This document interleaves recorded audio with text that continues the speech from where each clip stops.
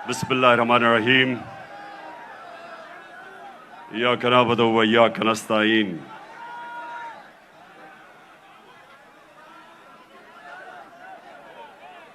मैं आज आप सब से, जो अंदर भी बैठे हैं और जो बाहर सारे लोग खड़े हैं, बैठ जाओ ताकि वो देख सकें। बैठ जाओ ना, वो देख सकें। करीम साहब बैठ जाओ, वो देख सकें। ओहो, ओ, थोड़ा पीछे। अच्छा जी, बिस्मिल्लाहिर्रहमानिर्रहीम। मैं ये चाहता हूं कि आज बड़ी खामोशी से मेरी बात सुने, ताकि ये एक बड़ा मुबारक दिन है। और जो मैं आज आपके सामने अपने नबी सल्लल्लाहु अलैहि वसल्लम के मुतालिक और आज इस दिन के मुतालिक जो बात करूंगा, मैं चाहता हूं जरा बड़ी खामोशी से, और आपने एक ऐसे मेरी बात सुननी है कि वो आदमी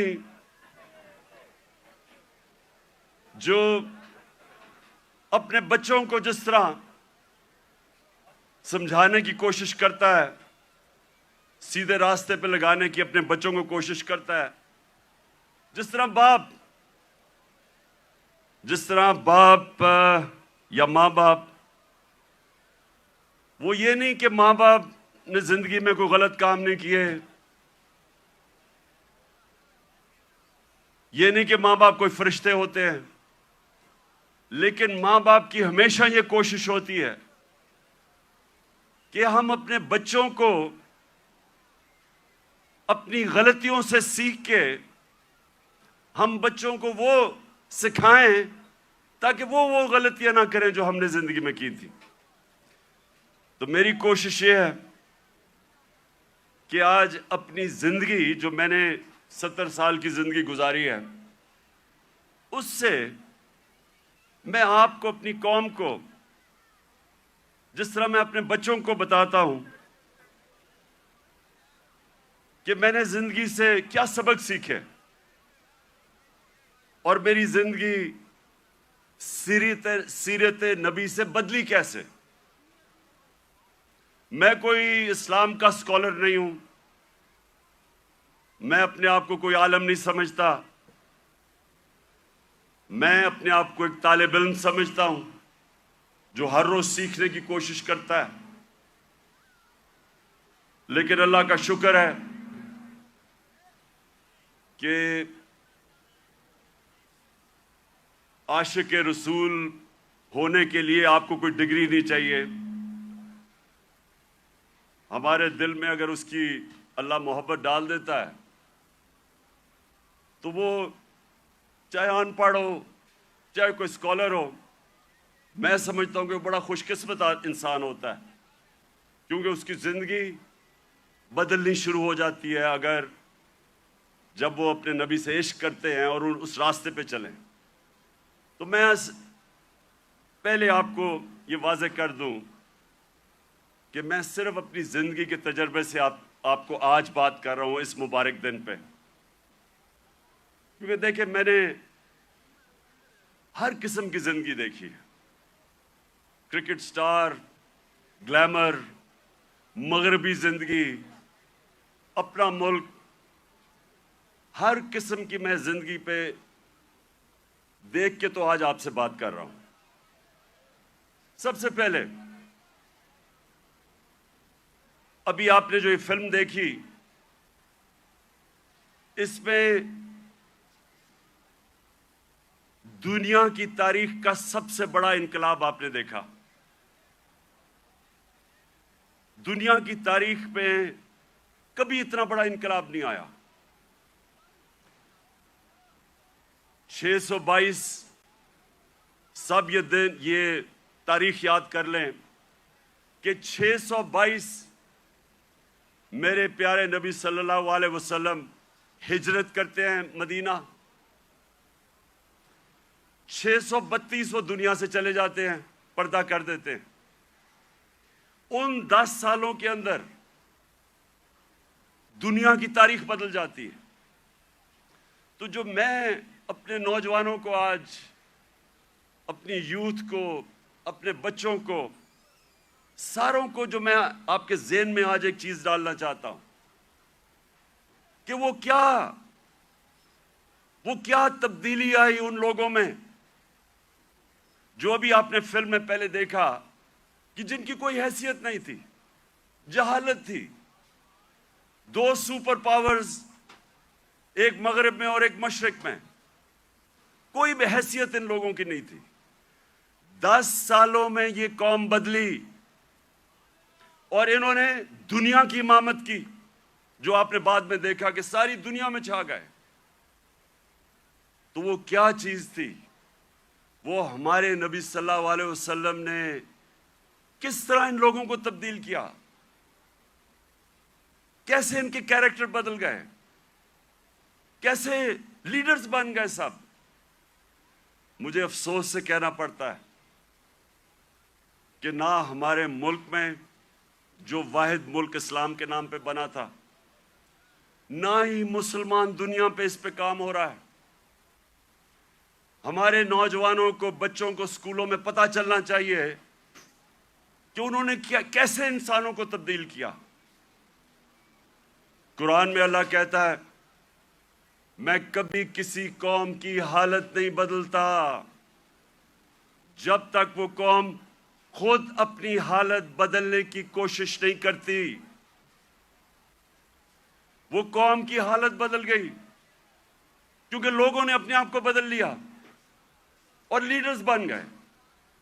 تو میں آج کوشش کروں گا کہ آپ کو اپنا، میں پھر سے کہہ رہا ہوں، میں اسکالر نہیں ہوں، میں نے اپنی زندگی کے تجربے سے، جو میں نے مغرب کا پورا میں سسٹم اندر سے دیکھا ہوا ہے، تعلیم میں نے باہر لی، اس کے بعد ساری دنیا پھرا کرکٹ کی وجہ سے، پھر سیاست، پھر اپنا معاشرہ اندر سے دیکھا۔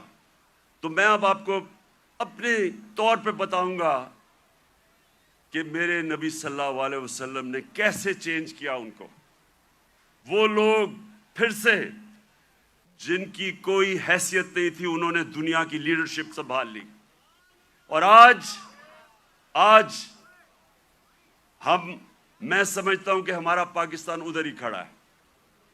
وہ جو نا آپ نے پہلے حالات دیکھے تھے جہالت کے، ہم اس کے بڑے قریب کھڑے ہیں۔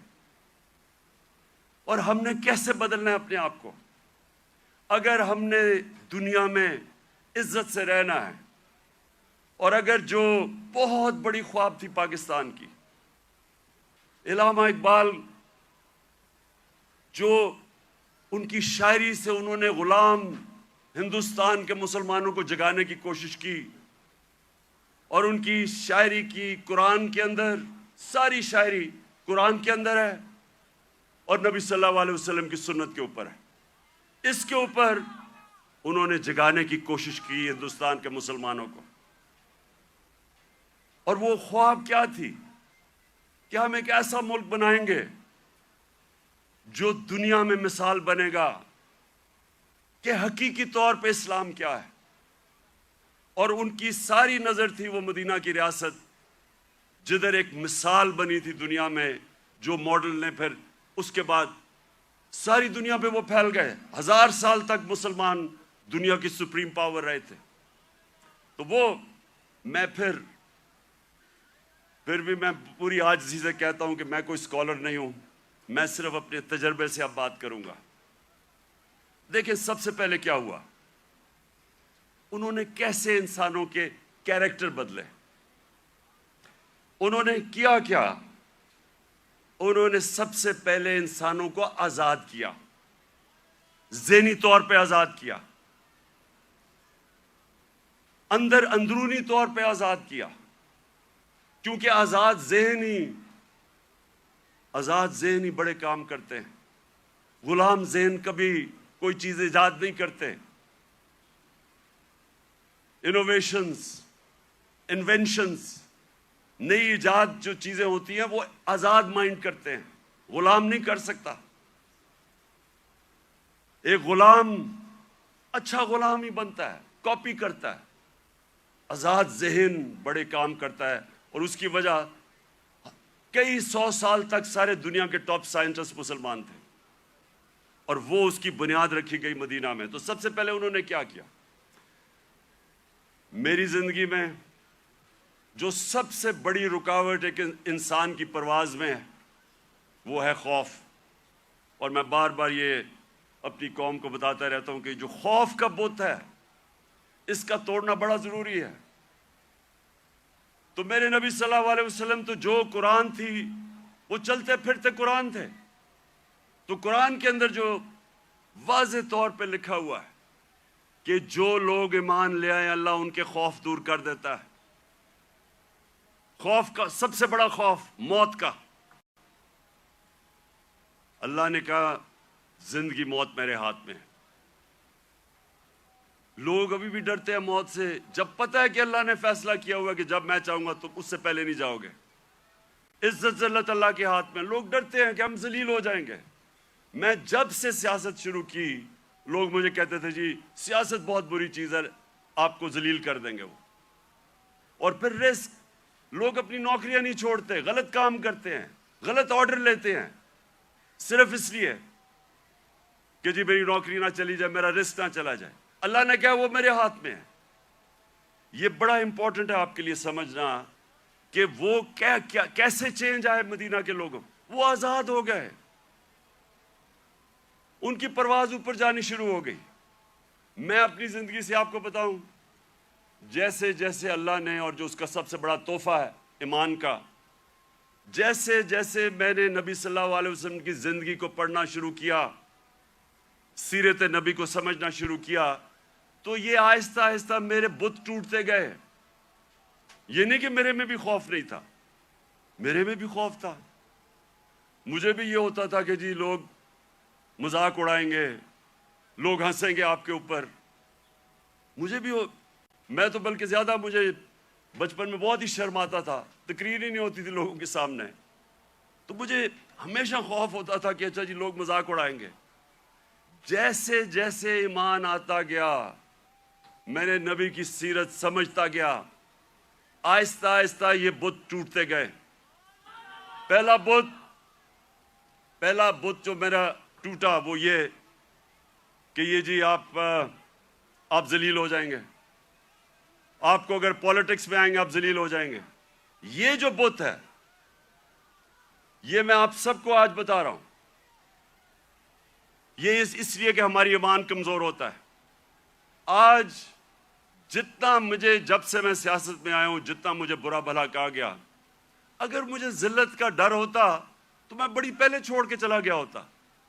جس طرح کہ میرے اوپر ذاتی اٹیکس ہر قسم کے میرے اوپر, جس طرح کی انہوں نے گندگی میرے اوپر پھینکی ہے 20 سالوں میں, 26 سالوں میں, کسی اور سیاستدان پہ نہیں پھینکی.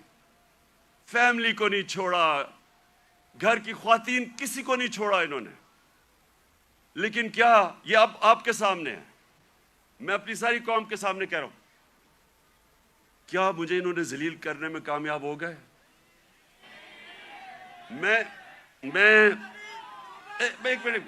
میں آپ کو آج سب کو کہہ رہا ہوں, پچھلے 6 مہینے میں جتنی مجھے اللہ نے عزت دیا, مجھے ساری زندگی میں کبھی اتنی عزت نہیں ملی.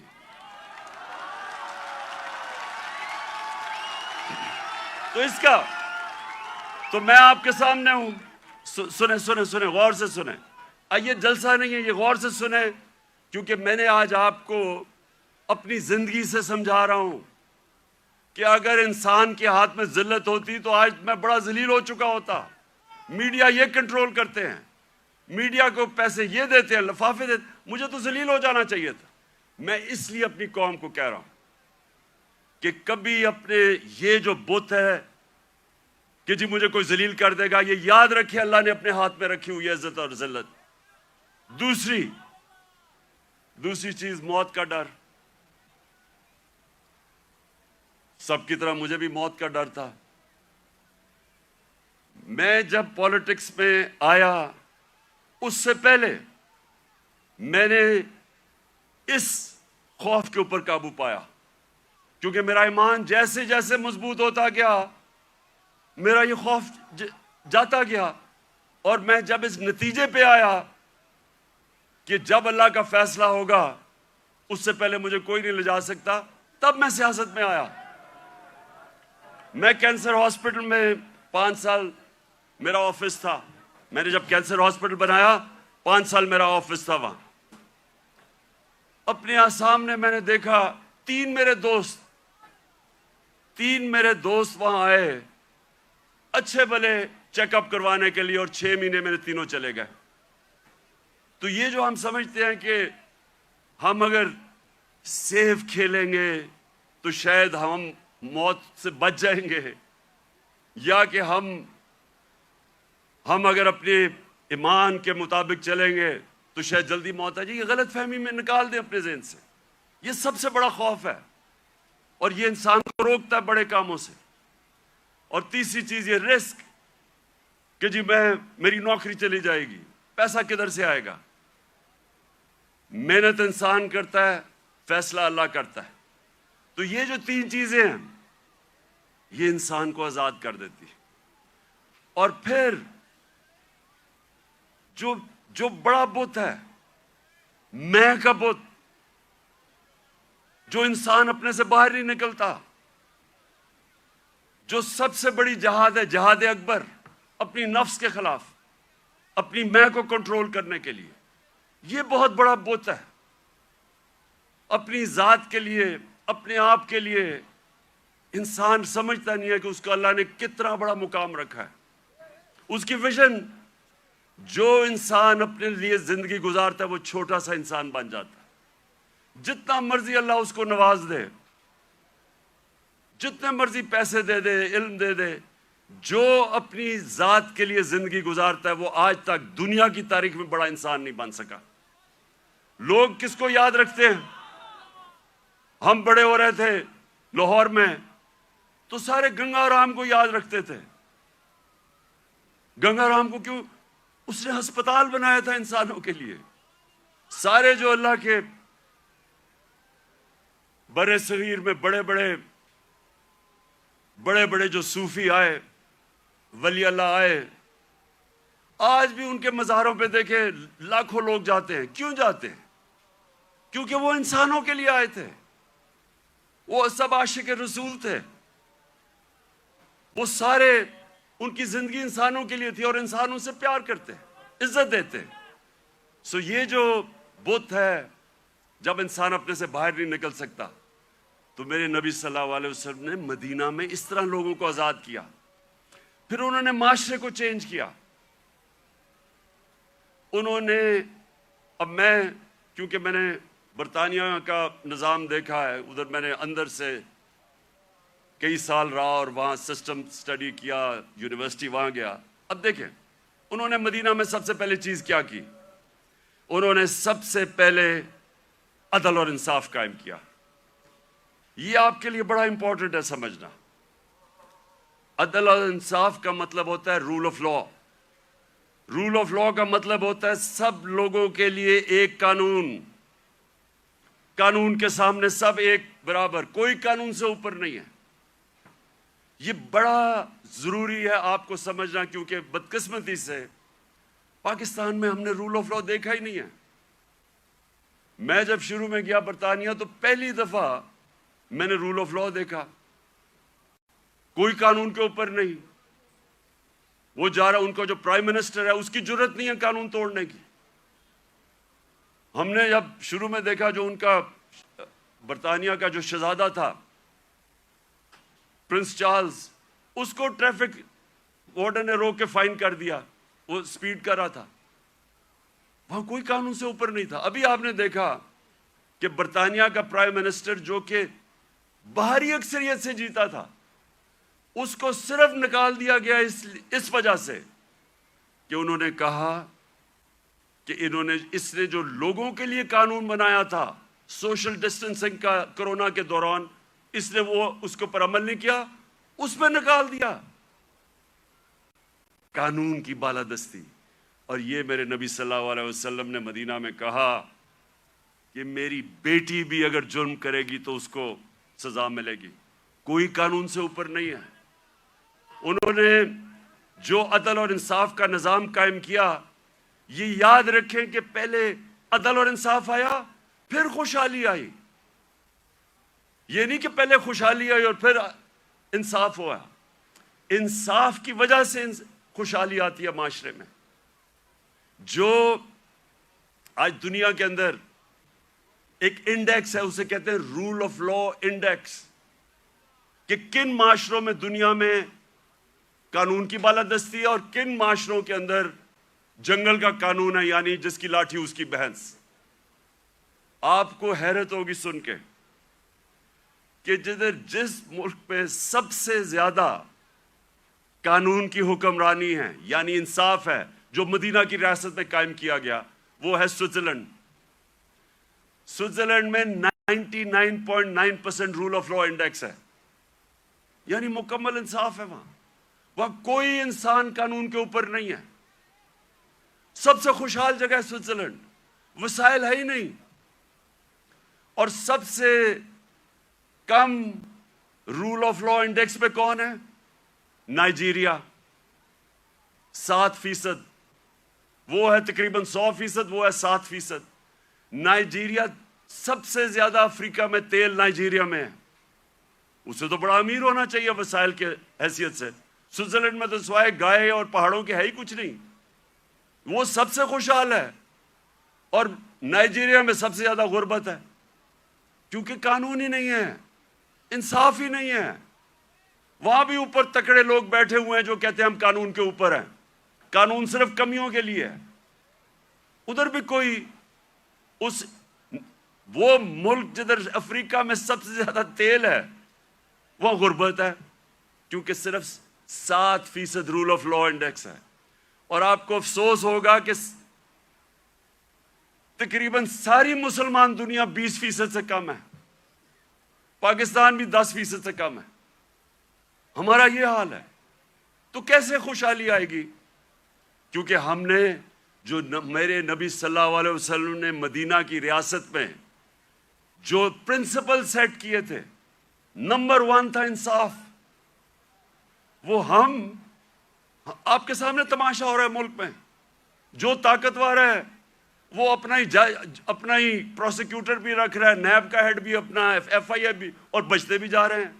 اور جیلوں کے اندر پھنسے ہوئے بیچارے غریب لوگ.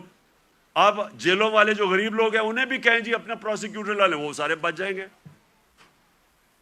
اور پھر یہ بار بار میں اپنی قوم کو وہ حدیث سناتا ہوں کہ میرے نبی نے کہا، نبی صلی اللہ علیہ وسلم نے کہا کہ تمہارے سے پہلے بڑی قومیں تباہ ہوئیں جدھر چھوٹے چوروں کو جیلوں میں ڈالتے تھے اور بڑے ڈاکوؤں کو آپ پکڑتے نہیں تھے. یہ تباہی کا انہوں نے بتایا. اور آج آپ دنیا میں دیکھ لیں، جو ملک بڑے ڈاکوؤں کو نہیں پکڑ سکتا وہ غریب ہیں سارے، وسائل کے باوجود. سو نمبر 1 پرنسپل انہوں نے سیٹ کیا رول آف لا. نمبر 2، اور رول آف لا کے ساتھ میرٹ، کیونکہ جدھر انصاف ہوتا ہے ادھر ہی میرٹ ہوتی ہے. آج آپ مغربی یہ ملک پہ چلے جائیں، سارے جتنے امیر ملک ہیں سب 90% سے زیادہ رول آف لا ہے، اور رول آف لا کے ساتھ میرٹ آ جاتی ہے. اور دوسری چیز، میرے نبی صلی اللہ علیہ وسلم نے امر بالمعروف ونہی عن المنکر، وہ جو میں آپ کو مثال دیتا ہوں. امریکہ کے اندر ایک تھا برنی میڈوف، اربوں ڈالر پتی تھا. ساری سوسائٹی میں سارے بڑے بڑے فلم سٹارز سوسائٹی کے سارے اس کے سے ملتے تھے، تصویریں کھچاتے تھے. امیر ترین امریکہ کا آدمی تھا. اس کے اوپر فلم بھی بنی ہوئی ہے نیٹ فلکس پہ. وہ برنی میڈوف کئی سالوں کے بعد پتا چلا جناب اس نے فراڈ سے پیسہ بنایا تھا. پتا چلا کہ اس نے فراڈ سے پیسہ بنایا تھا. لوگوں کو تو چھوڑے نا کہ لوگ اس سے سارے دنیا بھاگ گئی اور وہ جیل میں چلا گیا. اس کی بیوی نے اس کو طلاق دے دی. اس کے ایک بیٹے نے خودکشی کر لی. کہ میں دنیا کے سامنے نہیں جا سکتا. اس کا دوسرا بیٹا گھر کے اندر بند ہو گیا, 2 سال میں بیمار ہو کے مر گیا, کیونکہ ہم پبلک کے سامنے کیسے جائیں گے. سنگاپور کے اندر ہمارے ساتھ تقریباً ہماری تھوڑی دیر کے بعد آزاد ہوا تھا. سنگاپور کے پاس ایک ایسا پرائم منسٹر آ گیا, لی کوان یو. اس نے آتے ساتھ ہی قانون کی بالادستی قائم کی. سنگاپور اور پاکستان کا ایک ہی جتنا تھا ہمارا جو اوسط آمدنی پر کیپٹا انکم ہماری اور سنگاپور کی ملتی تھی, ایک ہی جتنی تھی. آج 60 کی دہائی میں ایماندار پرائم منسٹر آیا, قانون کی بالادستی قائم کی. جیسے ہی آپ قانون کی بالادستی قائم کرتے ہیں کرپشن ختم ہو جاتی ہے. وہ سنگاپور کا ایک منسٹر, اس کا اپنا دوست تھا, وہ پکڑا گیا کرپشن میں. اس دوست کو, وہ پرائم منسٹر کا دوست تھا, جیسے ہی وہ پکڑا گیا اسے پتا تھا کہ میں اب بچ نہیں سکتا, حالانکہ میں پرائم منسٹر کا دوست ہوں. اس نے خودکشی کر لی کہ اب میں معاشرے میں کیسے جاؤں گا, کیونکہ معاشرے میں امر بالمعروف ہے, عوام کھڑی ہو جاتی ہے اچھائی کے ساتھ. وہی سنگاپور. اب یہ سوچیں, ہم اور سنگاپور ایک ہی جگہ تھے 60 کی دہائی میں. آج وہ ہمارا کتنا پر کیپٹا انکم ہے, اوسط آمدنی آج پاکستان میرے خیال میں $2,500 ہو گیا, 3,000, مجھے ابھی پورا ایگزیکٹ نہیں پتا. سنگاپور میں $60,000 پر کیپٹا انکم ہے, اوسط آمدنی.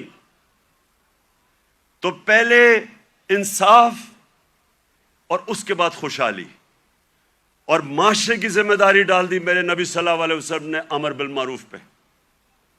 تیسری چیز, انہوں نے اپنے معاشرے کے اندر مدینہ کی ریاست میں کیا کیا, تعلیم کی ایمرجنسی لگا دی. جنگ بدر کے بعد جو قیدی مکہ کے قیدی تھے ان کو واپس کے پیسے لے سکتے تھے, کیونکہ مسلمان تو غریب تھے تب.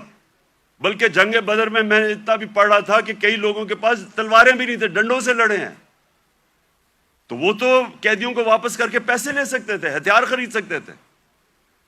دنیا کے عظیم لیڈر نے کہا نہیں, جو 10 مسلمانوں کو پڑھا لکھا دے گا اس کو ہم آزاد کر دیں گے. تعلیم کے اوپر زور دیا. چائنا بھی جانا پڑے تعلیم حاصل کرنے کے لیے تو جاؤ. جب سے تم پیدا ہوتے ہو اور جب تک قبر میں نہیں جاتے علم حاصل کرو. اس لیے صدیوں تک ٹاپ سائنسدان مسلمان تھے. تعلیم کے بغیر معاشرہ اوپر نہیں جاتا. اور ہمارا اب پھر سے حال دیکھ لیں, کتنا زور لگایا تعلیم. کتنا شرم کی بات ہے کہ 75 سال انڈیپینڈنس, پہلی دفعہ ہم نے کوشش کی تھی کہ کم از کم تعلیم کا نظام میں انصاف کریں. نہیں تو امیر کے لیے تھوڑے سے 8 لاکھ امیروں کے لیے انگلش میڈیم, باقیوں کے لیے اردو میڈیم, وہ بیچارے پڑھ کے بھی اوپر نہیں آ سکتے تھے. ایک تعلیمی نظام جو غریب کو غریب کرتا تھا, جو ملک میں ناانصافی پھیلاتا تھا, وہ ہم نے کوشش کی. پتہ نہیں اب اس حکومت نے وہ ختم کر دیا ہوگا کہ ایک ہی نصاب 5 کلاس تک اور اوپر تک لے کے جا رہے تھے. لیکن تعلیم, یہ تیسری چیز میرے نبی صلی اللہ علیہ وسلم نے مدینہ میں کہا. تعلیم کے اوپر انہوں نے زور دیا, جس کی وجہ سے مسلمان اوپر گیا. اور پھر فلاحی ریاست, انسانیت کا نظام. دنیا کی تاریخ میں پہلی دفعہ انہوں نے ایک فلاحی ریاست بنائی. اور یقین کریں مجھے پتہ ہی نہیں تھا فلاحی ریاست کیا ہوتی ہے جب تک میں برطانیہ نہیں گیا. میں جب پہلی دفعہ برطانیہ گیا, میں نے پہلی دفعہ فلاحی ریاست دیکھی, کسی مسلمان ملک میں نہیں دیکھی. جو انہوں نے مدینہ کی ریاست میں پہلی دفعہ انسانیت کا نظام لے کے آئے تھے کہ کوئی کمزور آدمی, اس کی ریاست نے ذمہ داری لی تھی. غریبوں کی, آپ حیران ہوں گے کہ جو پینشنز تھیں, بوڑھوں کی بھی ذمہ داری پہلی دفعہ دنیا کی تاریخ میں مدینہ کی ریاست نے لی تھی. یتیموں کی, معذوروں کی, بیواؤں کی. ایسا نظام کبھی پہلے نہیں آیا تھا. تو اسٹیٹ نے انسانیت کا نظام لے کے آیا. اور مجھے افسوس سے کہنا پڑتا ہے کہ آج آپ یورپ چلے جائیں, میں نے اسکینڈینیویا جو بہترین میں سمجھتا ہوں کہ اس نظام کے قریب مدینہ کے ریاض جو میں نے دیکھا ہے وہ ڈنمارک, سویڈن, ناروے. آپ وہاں دیکھیں, آپ اپنے پاکستانی رہتے ہیں وہاں, ان سے پوچھیں تو صحیح کہ انسانیت کیا ہوتی ہے. میں بار بار کہتا ہوں وہ اپنے جانوروں کا ہمارے سے بہتر دھیان رکھتے ہیں. وہ حضرت عمر کا قول تھا کہ اگر کتا بھی بھوکا مرے میری ریاست میں تو میں ذمہ دار ہوں. آج ادھر آپ دیکھ لیں, ان کا RSPC ہے, کتے آپ کو سڑکوں پہ نہیں نظر آئیں گے, وہ ان کو ہومز دیتے ہیں, ان کو کھلاتے ہیں پلاتے ہیں. یعنی وہ جو ہم نے دنیا میں شروع کیا تھا, جو میرے نبی صلی اللہ علیہ وسلم نے انسانیت کا نظام دنیا میں شروع کیا تھا, وہ آج ان ملکوں میں مل رہے ہیں جو مسلمان نہیں ہیں. اور یہ یاد رکھیں, یہ کبھی نہیں ہمیں بھولنا چاہیے کہ اللہ نے خطاب میرے نبی صلی اللہ علیہ وسلم کو رحمت للعالمین کا تھا. سب انسانوں کے لیے رحمت بن کے آئے تھے, جس طرح میرا رب العالمین ہے. اس کا کیا مطلب ہے؟ سب سے پہلے تو جو میثاق مدینہ تھا, انسانوں کو اکٹھا کیا گیا. جو میثاق مدینہ چارٹر, مدینہ کا جو چارٹر تھا, جو پہلی کانسٹیٹیوشن تھی, بلکہ دنیا میں کہتے ہیں کہ دنیا میں پہلی کانسٹیٹیوشن تھی, اس میں انسانوں کو اکٹھا کیا گیا. وہاں عیسائی تھے, وہاں مسیح برادری تھی, وہاں یہودی تھے, ان سب کو اکٹھا کیا گیا. انسانوں کو تقسیم نہیں کیا گیا, اکٹھا کیا گیا. تو یہ لیڈر کی نشانی ہوتی ہے کہ لوگوں کو, انسانوں کو اکٹھا کرتا ہے, تقسیم نہیں کرتا. لیکن اس کا ایک اور بھی مطلب ہے کہ جو بھی معاشرہ میرے نبی صلی اللہ علیہ وسلم کے احکامات پہ چلے گا, جو بھی ان کی سیرت پہ چلے گا, وہ مسلمان ہیں یا نہیں ہیں, اللہ کی ان کی برکت آ جائے گی ان کے اوپر, کیونکہ وہ رحمت للعالمین تھے. اگر صرف ان کی سیرت پہ چل کے مسلمانوں کو ہی فائدہ ہونا تھا تو اللہ ان کو رحمت للعالمین نہ کہتے, رحمت المسلمون ہوتے وہ. تو اس لیے آج اگر آپ دیکھتے ہیں ملکوں کی خوشحالی, آپ دیکھیں کہ کتنی طور پہ وہ میرے نبی صلی اللہ علیہ وسلم کی سیرت پہ چل رہے ہیں. آپ کو حیران ہوں گے کہ جب ہم نے بھی شروع میں پڑھا, ہم بھی حیران ہوئے. میں نے بہت پہلے پڑھا, محمد عبدو بڑا اسکالر تھے, بہت بڑے عالم تھے اسلام کے. وہ جب پہلی دفعہ یورپ کوئی 125 سال پہلے گئے اور مصر سے گئے, تو جب وہ مصر واپس آئے, انہوں نے کیا کہا؟ انہوں نے کہا میں یورپ گیا تھا, وہاں مسلمان تو نہیں نظر آئے, لیکن بڑا اسلام نظر آیا. اور جب واپس مصر آئے تو کہتے مسلمان تو بہت ہیں, اسلام بہت کم نظر آ رہا ہے. تو ہم پاکستانی جدھر آج کھڑے ہیں, ہمارے پاس ایک راستہ ہے. اور میں اس لیے آج میں چاہتا ہوں کہ اس مبارک دن ہم عشق کرتے اپنے نبی صلی اللہ علیہ وسلم سے, لیکن ہم انہوں نے جو ان کی سیرت پہ عمل نہیں کرتے, اور اس کی وجہ سے ہمارے حالات اچھے نہیں ہیں. اور میرا یہ ایمان ہے کہ جب تک ہم وہ جو انہوں نے راستہ بتایا اس پہ نہیں چلیں گے,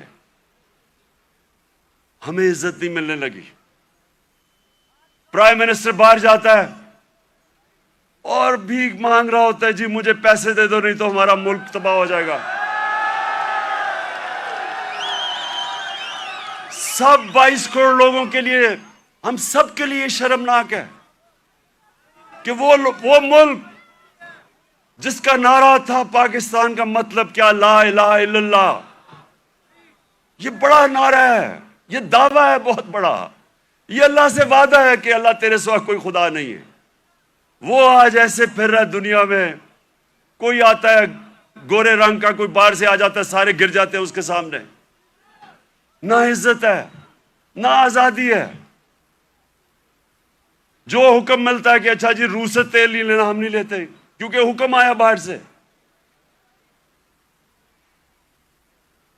تو میرے پاکستانیوں, ہمیں آج اس مبارک دن پہ اپنے ریفلیکٹ کرنا ہے، غور اور فکر کرنا ہے کہ ہم نے کیسے اس قوم کو اس قوم ادھر پہنچانا ہے جس کے لیے یہ ملک بنا تھا۔ یہ ملک اس لیے نہیں بنا تھا کہ تھوڑے سے لوگ 1% لوگ امیر ہو جائیں اور پیسے بنائیں اور قانون کے اوپر چلے جائیں اور باقی لوگ ان کی غلامی کریں، اس لیے نہیں ملک بنا تھا۔ ملک بنا تھا، ایک بڑا خواب تھا کہ ہم ان پرنسپلز پہ چلیں گے، اور دنیا کی تاریخ شاہد ہے کہ وہ 10 سالوں کے اندر، 10 سال، زیادہ دیر نہیں، 10 سالوں کے اندر وہ قوم کھڑی ہو گئی تھی۔ پہلے 4-5 سال تو مشکل سے، پہلے 4-5 سال تو امہ سروائیو کر رہی تھی بڑی مشکلوں سے، کبھی جنگ احد، پھر جنگ خندق، بڑی مشکلوں سے امہ نے اپنے آپ کو بچایا، قربانیاں دے کے اپنے آپ کو بچایا۔ اس کے بعد وہ پھر ان کا عروج شروع ہوا۔ قومیں قربانیاں دے کے بنتی ہیں، قومیں بھیک مانگ کے اور قرضے دے کے اور دوسروں کے سامنے ذلیل ہو کے نہیں قومیں بنتی۔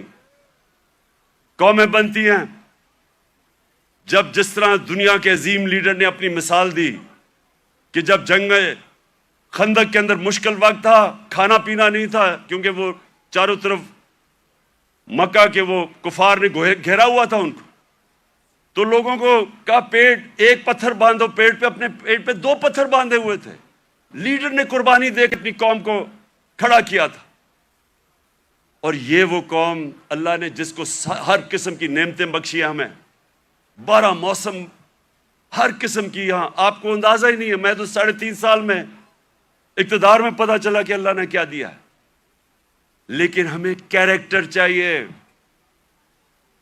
ایک کیریکٹر چاہیے ایک بڑی قوم بننے کے لیے، جو ہمارے نبی صلی اللہ علیہ وسلم نے ان کو آزاد کیا تھا، ان کا کیریکٹر اٹھایا تھا۔ ایسا کیریکٹر تھا کہ انڈونیشیا اور ملیشیا کے اندر کوئی مسلمان فوج نہیں گئی، صرف مسلمان تاجروں کی وجہ سے، ان کے کیریکٹر کو دیکھ کے لوگ مسلمان ہو گئے۔ حضرت معین الدین چشتی جب راجپوتانہ میں آئے تو وہاں تو کوئی مسلمان ہی نہیں تھا، راجپوتانہ میں تو کوئی مسلمان نہیں تھا۔ جب وہ گئے تو لاکھوں لوگ ان کے جنازے پہ آئے۔ کیریکٹر سے انہوں نے بدلا۔ جو ساری جو 10 سال تھے، 622 اور 632، ٹوٹل لوگ کہتے ہیں جی تلوار سے اسلام پھیلا۔ جو ٹوٹل جو مسلمان اور جن کا مقابلہ تھا مخالف، جو ٹوٹل لوگ جنگوں میں مرے تھے وہ 1200-1300 تھے۔ 1200-1300 10 سال میں لوگ جنگوں میں مرے تھے۔ فکری انقلاب تھا، ذہن بدل گئے تھے، اور ذہنوں نے انسان کو بڑا انسان بنایا تھا، آزاد ذہنوں نے۔ تو آج میں اس لیے یہ بڑا مبارک دن ہے کہ ہم سب کو آج اپنے ملک کو اٹھانے کے لیے اپنا کیریکٹر غور کرنا چاہیے کہ ہم اپنے آپ کو کیسے بدل سکتے ہیں۔ نبی کی سیرت پہ چلیں۔ میں نے رحمت اللہ عالمین اتھارٹی بنائی، مقصد اس کا کیا تھا کہ ہمارے بچوں کو سیرت نبی سے ان کا کیریکٹر مضبوط کریں۔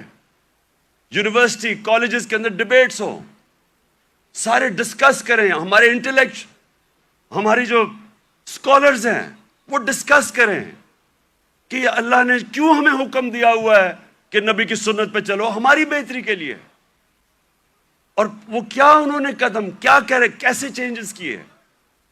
ایک ایسے اتنی دنیا میں اتنے تھوڑے وقت، دنیا کی تاریخ میں اتنے تھوڑے وقت کبھی اتنے گریٹ لوگ نہیں آئے۔ ہر انسان کوئی نہ کچھ بن گیا۔ اگر یہ مغرب میں ہوتے آج یہ فنومنا، تو ایک کے اوپر کتابیں لکھی جا رہی ہوتی۔ حضرت خالد بن ولید پہ کتابیں لکھی جا رہی ہوتی، ان کے اوپر ریسرچ ہوتی کہ وہ کیا تھا، کبھی وہ جنگ ہی نہیں ہارے، اور ہر کوئی جنرل بن گیا۔ حضرت بلال 2 کیمپینز میں وہ لیڈ کر کے گئے، ایک غلام ایک جنرل بن گیا۔ اس کے اوپر کبھی کام نہیں کیا, ہمارے اسکالرز نے نہیں کام کیا. رحمت للعالمین اتھارٹی کا مطلب یہ تھا کہ اسکالرشپ آئے اور وہ کام کرے اس پہ, تاکہ اپنے یوتھ کو تو بتائے, کیونکہ اگر آپ نہیں بتائیں گے, ان کے اوپر تو مغربی کلچر کی جلغار ہوئی ہے. موبائل فون سے بچوں کو وہ مٹیریل مل رہا ہے جو انسانی تاریخ میں نہیں بچے اب کو ملا. تو جب تک آپ ان کو سیرت نبی سے ان کو مضبوط نہیں کریں گے, وہ کیسے, یہ جو اتنا آنسلاٹ ہے ایک وہ کلچر کا جو بالکل مختلف ہے ہمارے دین سے, ہماری تاریخ سے, ہمارے کلچر سے, وہ کیسے مقابلہ کریں گے ان کو جب تک ان کو آپ مضبوط نہیں کریں گے. وہاں تو جو کلچر آ رہا ہے ٹیلی فون سے, میں ابھی آپ کو بتا دیتا ہوں, وہ یہ کہہ رہا ہے کیونکہ ٹیکنالوجیکلی وہ اتنے آگے نکل گئے ہیں, اس کا مطلب ہر چیز میں وہ آگے ہیں, اس کا مطلب ہمارا دین بھی آؤٹ ڈیٹ ہو چکا ہے, ہمارا کلچر بھی آؤٹ ڈیٹ ہو چکا ہے. تو بیچارے ان کو کاپی کرنا شروع کر دیتے ہیں بچے, اور غلطی ہماری ہے کیونکہ ہم ان کو بتا ہی نہیں سکے کہ دوسرا ہمارا ہے کیا, جو علامہ اقبال کوشش کرتے رہے. تو یہ رحمت للعالمین اتھارٹی کا مقصد ہی یہ تھا کہ ہم ابھی سے اپنے بچے, کالج اسٹوڈنٹس, یوتھ, ان کو تیار کریں کہ 21ویں صدی میں آپ نے کیسے آپ نے فیس کرنا دنیا کو. ماں خاص طور پہ ماؤں کے اوپر جو اب پریشر ہے, مجھے تو پتہ ہے کیا پریشر پڑا ہوا ہے, یہ موبائل فون کی وجہ سے جو بچوں کے لیے اب آ گیا. تو اس لیے میں آج اس دن پہ اپنی ساری یوتھ کو کہتا ہوں کہ اگر ابھی تک ہمارے ایجوکیشن سسٹم آپ کو تعلیم نہیں دے سکا جو آپ کو ملنی چاہیے, اور انشاءاللہ ہم جب بھی واپس آئیں گے اور اللہ نے جب کیا تو رحمت للعالمین اتھارٹی کو ریوائیو کریں گے, اسکالرشپ ریوائیو کریں گے, بچوں کو تیار کریں گے. اور میں یہ چاہتا ہوں, دیکھیں آخری بات میری جو آخری بات ہے وہ یہ سن لیں. یہ تو اللہ کا سب سے بڑا تحفہ ہے کہ وہ کسی کو ایمان دیتا ہے یا نہیں دیتا. کوئی کسی کو زبردستی دین میں نہیں لا سکتا, لیکن ہمارا فرض یہ ہے کہ کم از کم ہم اپنی یوتھ اور بچوں کو ان کی فاؤنڈیشن تو بنا دیں, ان کی بنیاد تو رکھ دیں, ان کو بتا تو دیں کہ آپ کا دین, اور خاص طور پہ شروع ہمیشہ سیرت نبی سے کریں, اس کے بعد قرآن کی تعلیم دیں. سیرت نبی ایک ایسی چیز ہے جو میں اپنے آپ سے کہہ رہا ہوں کہ میری تو پہلے مجھے نبی کی سیرت میں نے پڑھی اور سمجھی, ان کی تاریخ, ان کی زندگی, پھر مجھے قرآن کی سمجھ آئی. اس سے پہلے مجھے قرآن کی سمجھ ہی نہیں آتی تھی. تو جب تک مجھے سیرت نہیں پڑھی پھر مجھے سمجھ آنی شروع ہوئی. تو دونوں پڑھانی چاہیے, لیکن ابھی سے ہی ہمیں میں اپنے یوتھ کو اب کہتا ہوں کہ کتابیں پڑھیں, نبی صلی اللہ علیہ وسلم کی زندگی پڑھیں, سمجھیں کہ وہ دنیا میں کیا ہوا تھا. کبھی ایس دنیا کی تاریخ میں ایسا فنومنا نہیں آیا. اور اس کے بعد جو پھر اللہ آپ کو ہدایت کرتا ہے, نہیں وہ آپ کی قسمت ہے, لیکن کم از کم اس سے آپ تیار ہو جائیں گے دنیا 21ویں صدی کا مقابلہ کرنے کے لیے. بہت بہت شکریہ.